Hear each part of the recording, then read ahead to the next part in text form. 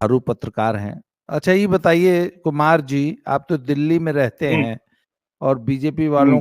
के बीच में आपकी, मैंने सुना है मोदी जी और अमित शाह से डायरेक्ट बात होती है हॉटलाइन पे। और इसमें भी खाना तफरी के मूड में है लगता है। हाँ, हाँ, मंत्रालय दिलाने में भी आपने बड़ी लॉबिंग किया है। हाँ, हाँ, हाँ, 2-3 को दिला चुका हूँ, दो दो चार का तीन को वेटिंग दिला है। चुके हैं। तो ये बताइए अध्यक्ष हाँ। किसको बनवा रहे हैं, पार्टी अध्यक्ष? भाजपा का अध्यक्ष कौन बनेगा? ये बड़ा गूढ़ प्रश्न है। महत्वपूर्ण प्रश्न इसलिए है क्योंकि नड्डा ने जो गड्ढा खोदा है बीजेपी के लिए, और जिसमें बीजेपी नड्डा का जाके गड्ढा, घास नहीं नड्डा का। ए, इस वीडियो का नाम रख दे, नड्डा का गड्ढा। हाँ। और मुझे कल ही वैसे तो बात पहले से थी, क्योंकि उनका टर्म एक्सटेंड किया गया था, लेकिन कल जब उनको मंत्री पद की शपथ दी गई तो ये क्लियर हो गया कि साहब अब इनकी विदाई होने वाली है। देखिए, बीजेपी में दो ऐसे लोग हैं जो बिल्कुल निष्क्रिय पड़े हुए, एक नड्डा गड्ढा और दूसरा अमित मालवीय। ठीक। तो अमित सर अमित मालवीय से आप तो जितना जल्दी हो जाए उतना पहले हाथ जोड़ लिया सर जाए। हाँ। आप क्या चाहते हैं, ये आज का जो वीडियो है ये बनारसी गाली फक्कड़ युद्ध में बदल जाए? आप ऐसा चाहते हैं? अरे, दे दीजिए, आप कोई बात नहीं। आप ये कोई चाहते बात हैं नहीं। कि आप ये चाहते हैं कि ये वीडियो हिंदी न होकर भोजपुरी में बनने लगे हैं? और अभी मैं जो भोजपुरी, अवधी, मैथिली सब में गरियाइए। बनारसी में अमित मालवीय को गरियाने लगूं? मतलब मुझे आज तक यही नहीं समझ में आया कि वो किस जुगाड़ से वो आदमी जो है आईटी सेल का बना बैठा है, सर्वे हाँ। सर्वा, और वो भी इतने सालों से, और कुछ मतलब इतना निकम्मा, इतना नकारा आदमी, हे हम्म। भगवान। मतलब आईटी सेल के नाम पे वो आदमी करता क्या है, हमें तो आज तक यही नहीं समझा। किसी का साला वाला है क्या, किसी बड़े नेता का ही? साला वाला है, या मुझे लगता है जो शौक प्रमोद महाजन तो नहीं है, प्रमोद प्रमोद महाजन के लिए जो चीजें निकलती थी वो अमित नवाब, मालवीय के लिए निकल रही है आजकल। किसी नवाबी खानदान से है? नवाबी शौक पूरे करने का काम तो आता ही होगा। खैर छोड़िए छोड़िए। आप आप आप छोड़िए इन आप सब आप बातों में क्या आप, रखा आप है। पार्टी अध्यक्ष पे आइए। हाँ, आप पार्टी अध्यक्ष ठीक पे है। आइए। देखिए, पार्टी के अध्यक्ष के तौर पर मुझे लगता है, वैसे तो 3 नाम है, लेकिन एक को मैं वैसे ही खारिज कर देता हूँ। 3 नाम सबसे महत्वपूर्ण है। एक, आंटी, आंटी नहीं, हाँ, सॉरी, माफ कीजिएगा, दीदी, स्मृति ईरानी जी। दीदी, दीदी। दीदी, दीदी, दीदी स्मृति ईरानी। और सुबह से ट्विटर पे आंटी आंटी चल रहा था, इसीलिए गलती से निकल गए, लेकिन वो जुझारू महिला है स्मृति ईरानी। और स्मृति ईरानी ने 2019 में राहुल गांधी को पटकनी देकर दिखाई। अलग अलग मुद्दों पर बहुत बेबाक, बेहतर तरीके से बात करती हैं। और कहा जा रहा है कि एक पद जो मेंबर ऑफ पार्लियामेंट का खाली हो रहा है बिहार से, आरजेडी के कोटे से, मिसा आई है ना, मिसा आ रही है लोकसभा। तो अब जेडीयू, बीजेपी, एलजेपी मिल मिलाकर जो है दीदी स्मृति ईरानी को राज्यसभा बिहार के कोटे से भेजेंगे। तो स्मृति ईरानी राज्यसभा तो आएंगे बिहार के कोटे से, पर लगेंगी उत्तर प्रदेश में। और स्मृति ईरानी का नाम ज्यादा आगे इसलिए है क्योंकि महिला, अच्छा, वो महिला बहुत बेहतर काम भी करती है, बहुत बेहतर बोलती भी है, हिंदी, संस्कृत, बांग्ला हर मुद्दे पर क्लियर कट बोलती है, और वो दो दो हाथ करने के लिए सड़क पर उतर भी जाती है। वो सोशल मीडिया हो या पत्रकार बिरादरी हो या इंटेलेक्चुअल लोग हो या फिर जो लेफ्ट लिबरल हो, उससे बेहतर बातचीत करके और हिंदूवादी मुद्दों पर बातचीत करती है, मुझे लगता है वो ज्यादा बेहतर है। और मुझे लगता है अमित शाह और नरेंद्र मोदी की नजर में वो ज्यादा बेहतर है। पहला ये ऑप्शन है। अच्छा, इस ऑप्शन पे आप क्या सोचते हैं, फिर मैं दूसरे ऑप्शन पे आऊंगा। जी। नहीं, मैं इस आपकी बात से सहमत नहीं हूँ। ठीक है, बहुत जुझारू, हाँ।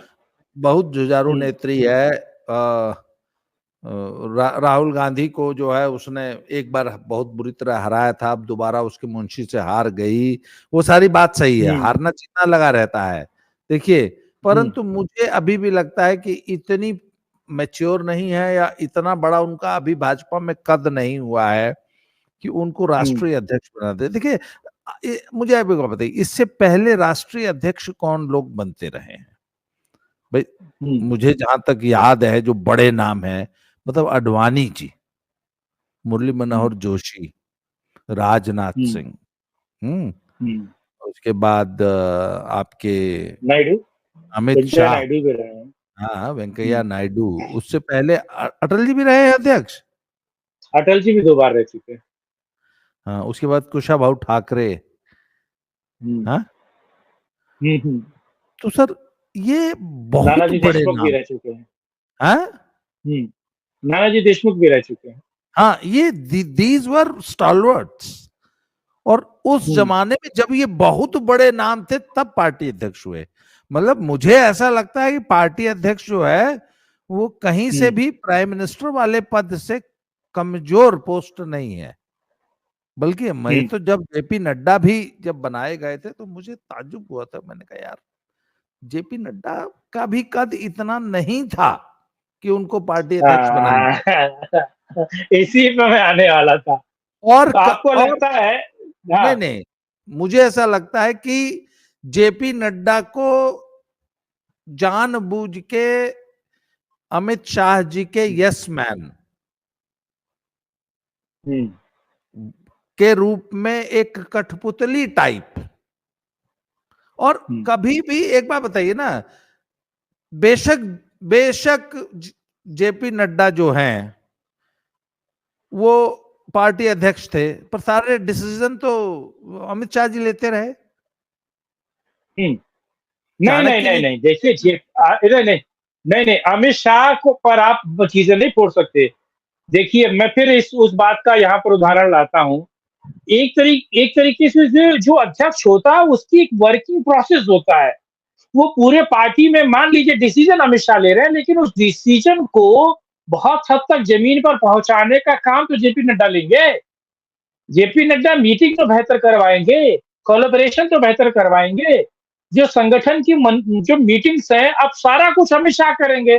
मैं इसमें एक और मुद्दा पर बात कर रहा हूं। अमित शाह को 2024 के चुनाव में एक्स्ट्रा एक्सेस यूज किया गया है और इतना उस व्यक्ति का दोहन किया गया है कि वो व्यक्ति कहीं भी 100% नहीं दे पाया। 250 से ज्यादा मीटिंग की है उस व्यक्ति ने। सब कुछ काम उसी व्यक्ति के हाथ में छोड़ दिया जाएगा। और ये जब अगर ये एक मिनट, स्टाफ वाले रहेंगे। हाँ, जब आप नड्डा जैसे निकम्मे नकारा को वह पार्टी अध्यक्ष बनाएंगे तो फिर सब काम आप ही ने बनाया था। आप ही लेकिन ने नड्डा कम्युनिकेटर भी तो अच्छे नहीं है ना। कम्युनिकेटर भी तो नड्डा अच्छे नहीं है ना। यही तो हम बोल रहे हैं के मामले में भी फिसड्डी है।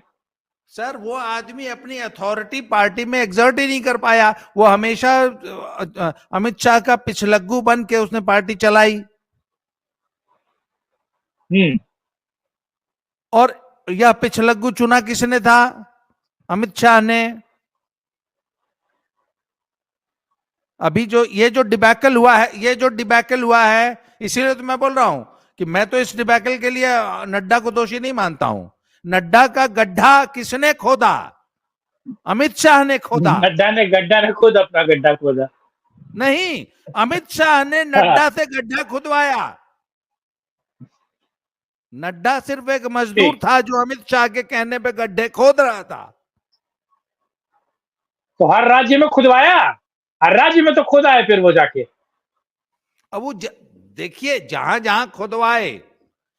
अब आइए वापस आ जाता है। अब तो नड्डा का गड्ढा, नड्डा का गड्ढा अब पाटेगा जो नया अध्यक्ष आएगा बेचारा।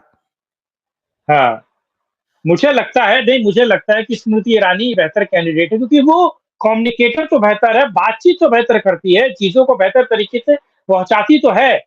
चलिए, आप स्मृति ईरानी पर आप इत्तेफाक करें। मेरी बात सुनिए, स्मृति ईरानी एक बेहतर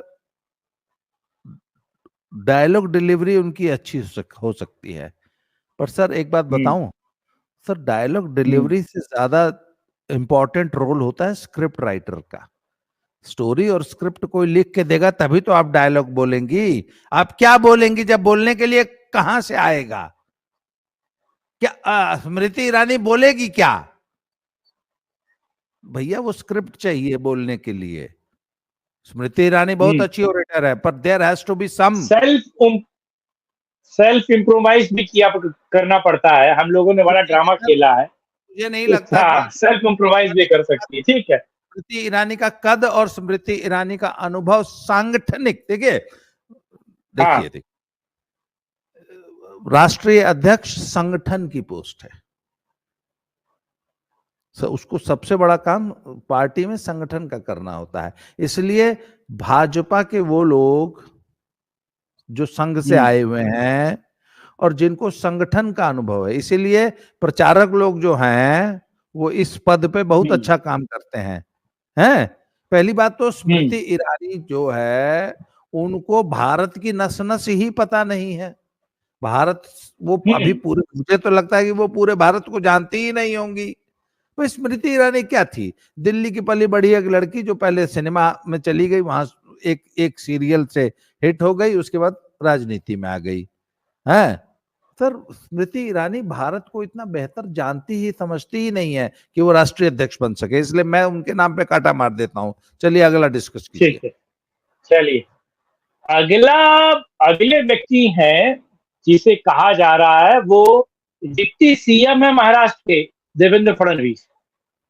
आरएसएस के भी अच्छे व्यक्ति हैं, आरएसएस के कृपा प्राप्त हैं, गडकरी के भी अच्छे संबंध है उनके साथ, और वो यस मैन है अमित शाह और नरेंद्र मोदी के। कहा जा रहा है कि वो वहां से निकलकर अब सीधे दिल्ली की राजनीति में एंट्री लेना चाहते हैं, इसीलिए हाथ पैर मार रहे हैं, इसीलिए उन्होंने इस्तीफे की पेशकश भी की और महाराष्ट्र को बहुत बेहतर समझते हैं। और वो संगठन का व्यक्ति है, वो व्यक्ति संगठन का है, पार्टी को तोड़ने और एक कला जो अमित शाह में पाई जाती है वही देवेंद्र फडणवीस में पाई जाती है। दूसरे पार्टी को कैसे तोड़ा जाए, कैसे पार्टी में इन्फ्लुएंस बढ़ाया जाए, कैसे तोड़-फोड़ की जाए, कैसे बनते काम को बिगाड़ा जाए, खेलब न खेले थे खेल में बिगाड़ब। तो ये जो फिलॉसफी है, इसमें देवेंद्र फडणवीस मुझे लगता है कि ज्यादा सही सेट बैठते हैं। आपको नहीं लगता ऐसा? बिल्कुल, मैं देवेंद्र आपके फडणवीस इस व्यक्ति से सहमत हूं कि इनके चांस हो सकते हैं। अगर आप कह रहे हैं तो देवेंद्र फडणवीस ठीक है, अनुभव भी ठीक है, और मतलब उनको शायद नागपुर से भी हरी झंडी मिल जाएगी। अच्छा, मुझे नागपुर से हरी झंडी मिल जाए। थोड़ा सा पीछे ले जा रहा हूँ। ये नड्डा ने ये बयान वैसे दिया क्यों था कि अब हमको संघ की जरूरत नहीं है? आप गाली निकलवाएंगे क्या? नहीं, वैसे ये आया डिमोनेटाइज हो जाएगा वीडियो, क्या फायदा? नहीं, आप प्रतीकात्मक रूप से गरिया सकते हैं। वो कहा था रामाधीर सिंह के लड़के को सरदार खान कहा था कि कितनों बड़े हो जाओगे रहोगे नीचे ही वाला टाइप। अच्छा, वो फॉर्मूला बहुत सारे लोग वो नहीं, वो उसका भी इस्तेमाल होता है ना, उसको खजुआ सकते हैं आदमी, नीचे लटका रहता है, कुछ मांगता नहीं, डिमांड नहीं करता है, लेकिन नड्डा साहब जो है वो डर है। नड्डा ने ये बयान दिया क्यों? नड्डा का मुझे लगता है आपस विपत आया होगा। इसी से सिद्ध होता है कि नड्डा संघ, उसको कभी भी नागपुर का आशीर्वाद प्राप्त नहीं था। जो आदमी जिंदगी में कभी नागपुर नहीं गया है वही ऐसा बयान दे सकता है। आरएसएस के बैकग्राउंड से नहीं थे, वो भाजयुमो के बैकग्राउंड से थे, भारतीय जनता युवा मोर्चा के बैकग्राउंड से थे। इसीलिए नड्डा ने गड्ढा खोल दिया। चलिए, तो अच्छा, देवेंद्र फडणवीस ऐसी हिमाकत कभी नहीं करेंगे, इस प्रकार का है बयान, ऐसी सोच कभी। चलिए, फडणवीस के आगे और कौन है? ये हो गया। फडणवीस पे तो आप ओके करते हैं, शायद हो सकता है फडणवीस ओके करता हूं। तीसरा कहा जा रहा है एक पूर्व मंत्री है, भाजयुमो के अध्यक्ष रहे हैं, 2014 में बहुत एक्टिव हुए थे, और इतने एक्टिव हुए थे कि हिमाचल उन्होंने जितवाया। नरेंद्र मोदी के गुड बुक्स में आते, अमित शाह के गुड बुक्स में है या नहीं मैं इस पे नहीं जा रहा हूँ, हिमाचल के हमीरपुर से सांसद होकर आते हैं, पूर्व मंत्री रहे हैं और पिछले बार खेल मंत्री रहे हैं, अलग-अलग ब्रॉडकास्टिंग कॉर्पोरेशन ऑफ इंडिया के भी मंत्री रहे हैं, यानी कि इंफॉर्मेशन ब्रॉडकास्टिंग के उनके सिंपैथाइजर भी बहुत है। इस बार मंत्री भी नहीं बनाया गया है, डिमोशन किया गया है या प्रमोशन किया गया है। मैं बात कर रहा हूँ अनुराग ठाकुर का। क्या लगता है अनुराग ठाकुर को बनाया जाएगा? युवा चेहरे को वह व्यक्ति हम्म उसका डिमोशन करके उसको हवलदार से सिपाही बनाया गया है। आप क्या चाहते हैं, उसको होमगार्ड में भेज दिया जाए? पीआरडी, प्रांतीय रक्षा दल, 500 रुपए प्रतिदिन दिहाड़ी वाले पे। सर वो आदमी वहां भी डिजर्व नहीं करता है, मैं आपको बता रहा हूं। He is a total failure. वो सिर्फ अपने पिताजी, उनके पिताजी नेता हुआ करते थे, धूमल साहब हैं, और उनका पूरा हिमाचल में दखल था। पहले उनके पिताजी को फ्यूज किया था एक बार अमित शाह ने मिलके, आपको ध्यान है क्या हुआ था?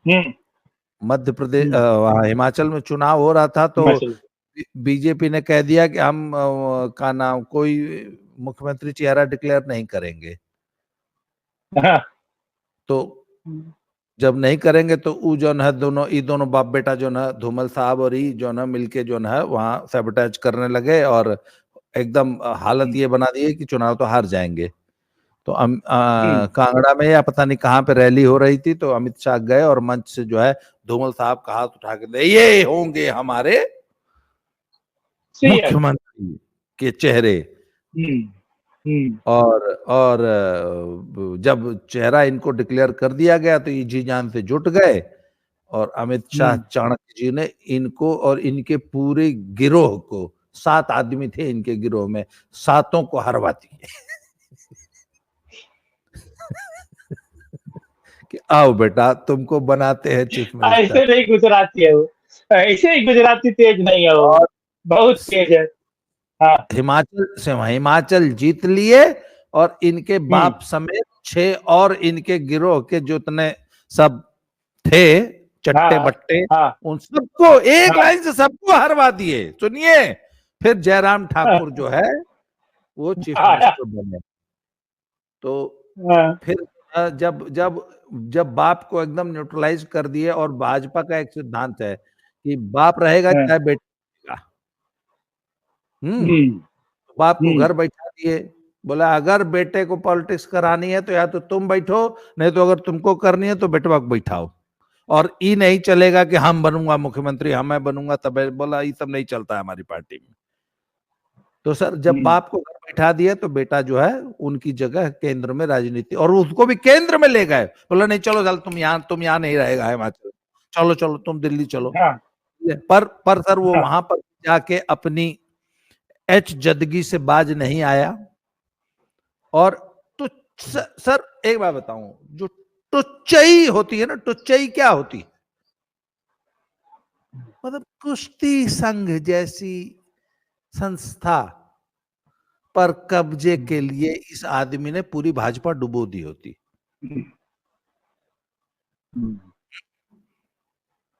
चार सीटें नहीं, हाँ नहीं, कुश्ती संघ, एक मिनट, कुश्ती संघ क्या चीज है कि भारत सरकार के सामने?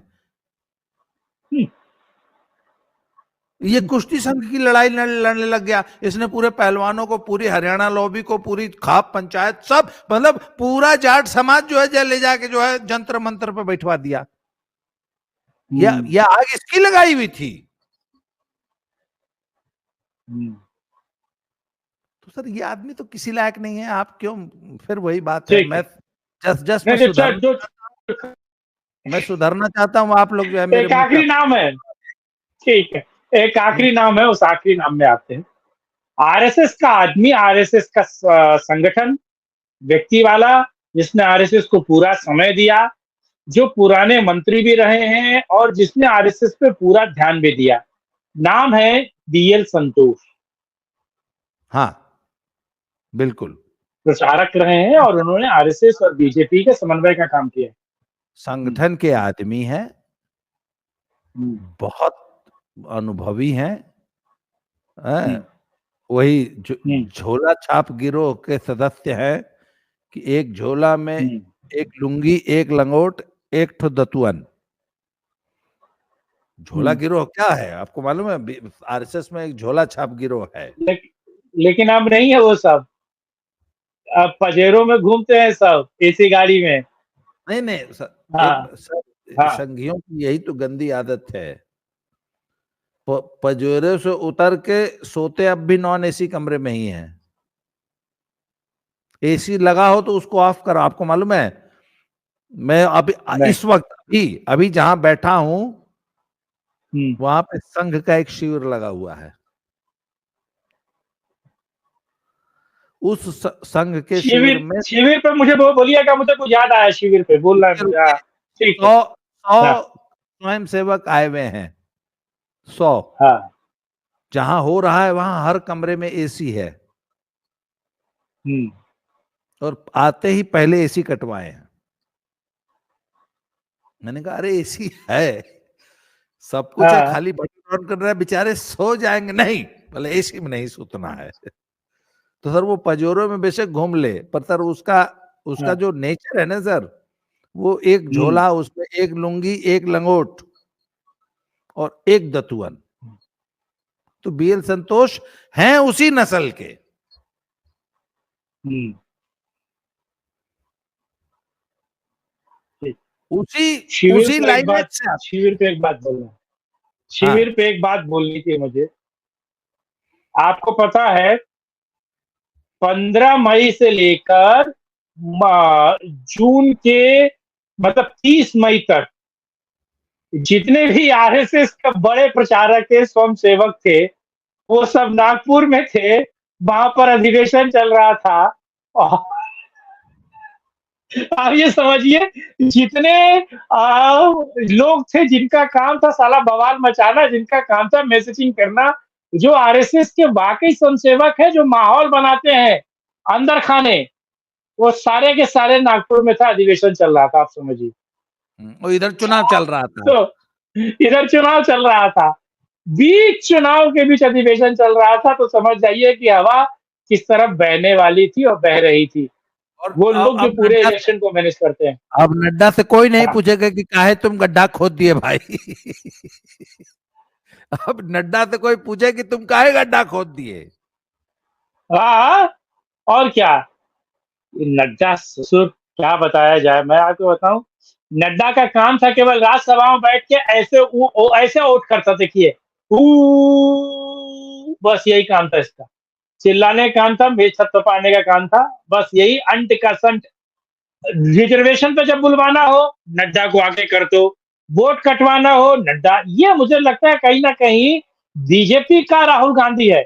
जब बोलता है 4 वोट कट जाते हैं, जब ये बोलता है नड्डा, कुछ ना कुछ गलत हो जाता है। केंद्र में मंत्री किसके कहने पे बना दिए मोदी जी? सीडी तो नहीं है इसके पास कोई। इसको बिना विभाग का मंत्री बना के रखो, केजरीवाल की तरह। हाँ। मुझे कभी कभी शक लगता है इसके पास कोई सीडी वीडी तो नहीं है, नहीं या नहीं, पेन ड्राइव हो। ये सब पेन है। ड्राइव वगैरह रखा होगा अपने काम करने के लिए सब। ठीक है। नहीं, इस चलिए तो ठीक फिर इसको क्या है। जरूरत थी मंत्री बनाने की, बात खत्म हो गई। नहीं, ये इसे, इस व्यक्ति को क्या जरूरत थी ये मंत्री बनाने की, बताइए, जो किसी काम का आदमी नहीं। हमारे यहाँ कहावत है, आप तो जानते हैं, कि वो गाय के नहा। मेरी बात सुनिए। भाजपा हाँ, हाईकमांड अपनी झेप झेप मिटा रहा है, झेप मिटा रहा है। अब उनको इसको किसी तरह सिद्ध करना है कि नहीं ये इतना लोलक लैया नहीं है जितना आप लोग समझ रहे हैं। उसको हमारे जैसे लोग लोलक हाँ, लैया बोल रहा है तो बोला नहीं नहीं इतना नहीं है, इतना लोलक नहीं है, देखो मंत्री बना दिए हैं। अगर इसको बिल्कुल ही भगा हाँ, देते ना तो ये सचमुच हाँ, लोलक लैया सिद्ध हो जाता। हाँ। लेकिन ये व्यक्ति इतना दुष्ट है, ये हर्षवर्धन को खा गया। आपको पता है बीजेपी अध्यक्ष बना, बीजेपी अध्यक्ष बनने के बाद इसने हर्षवर्धन को ऐसा काम करने के लिए बोला जो हर्षवर्धन करने को तैयार नहीं था। लेकिन जब प्रेशर डाला तो हर्षवर्धन ने कर दिया। जब हर्षवर्धन ने कर दिया तो उसका डैमेज हुआ, और जब उसका डैमेज हुआ तो ये जाकर हेल्थ मिनिस्टर बन गया। कुल मिला के आपने 4 नाम डिस्कस किए, 4 में से 2 तो मैं एकदम खारिज करता हूँ, 2 बन सकते हैं, पर भाजपा का कोई पता नहीं है, पता नहीं कौन से घड़े से हाँ, अध्यक्ष निकल के लाएगी, पता नहीं हाँ, और कौन हो से सकता घड़े है से जिसको हम निकल के जानते लाए। भी नहीं। हाँ, हो सकता है नाम है नहीं सुना होगा, आप लोग कल पूछना पड़ेगा, ई के है भैया। हाँ, हम्म। सोमसेवक ही बता पाएगा इसको। जी जी। चलिए, अध्यक्षों तो की परिपाटी हो गई है। नितिन तो गडकरी भी हैं, नितिन मैं गडकरी भी आपसे अध्यक्ष रहे हैं। मैं आपसे कुछ और सवाल पूछना चाहता था, पर 25 मिनट हो गया, अगले वीडियो में पूछूंगा। अभी से बता दूं कि यूपी में क्या चल रहा हाँ। है। मैंने सुना बाबा बहुत नाराज है। बाबा हैं? की मीटिंग फरार, बाबा की मीटिंग से मंत्री फरार। अगली वीडियो में बात करेंगे। चलिए। और मैंने सुना जी। है बाबा ने 16 ठो एनकाउंटर भी किया, जिसमें 2 लोग जो है ऊपर पहुंचा दिया, अल्लाह को प्यारे हो गए, और हाँ, 14 लोग के घुटना में गोली लगा है। परसों की खबर जांग है। में लगा है। और परसों 61 पुलिसकर्मी भी सस्पेंड हुए हैं। वो सब काहे हुआ है? हाँ, तो ये वही है, अब बहुत बड़ी खबर है, इस खबर पे बात करेंगे अगली बार, अगले वीडियो में।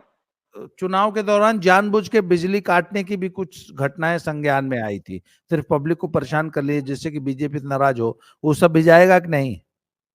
वो भी जाएगा, वो